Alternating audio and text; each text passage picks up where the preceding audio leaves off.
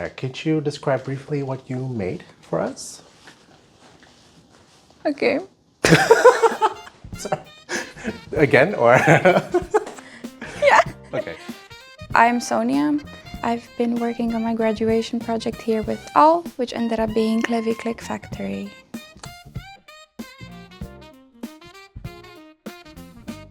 My research question was, how can we create an engaging and fun onboarding tool for children who are just starting their early digital literacy learning journey, specifically for learning how to use a computer mouse?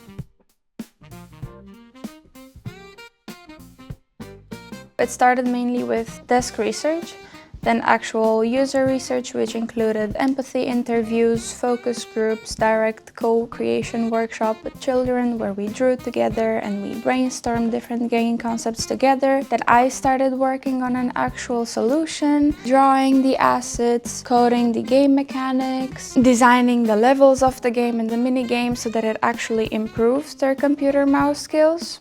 Everything went through different reiteration cycles so that it can be the perfect solution for their skill.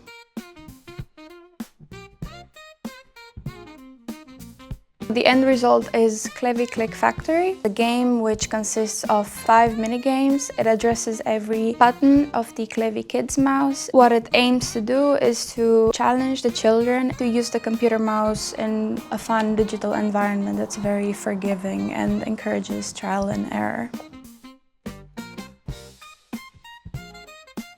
I think at the very beginning, genuinely working with children, I never imagined myself in this development environment, I would say. I never saw myself creating educational serious games. And then once I got accustomed to that, it was the language barrier, which was very relieving to see that it's actually not a problem. Everything went very smoothly. I think I was mainly surprised by how creative the children are, how they interpreted everything very different, started challenges within each other while playing the game, which I would have never thought about. It's interesting.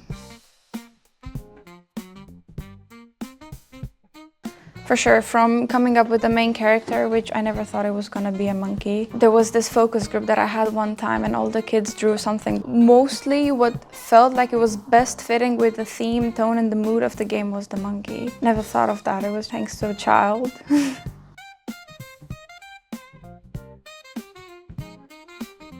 I think the way they interpreted each minigame, at the very beginning, I didn't really have the tutorials implemented, and it was interesting to see how they played the game and what they thought the goal is and the do's and don'ts. For example, in the game that you have the toys falling and you have to match them with the color of the basket. And that one, it was really funny. Most of the children were playing like this. It was a fun way of playing it. I would have never thought of moving it just like this and see whoever wins first.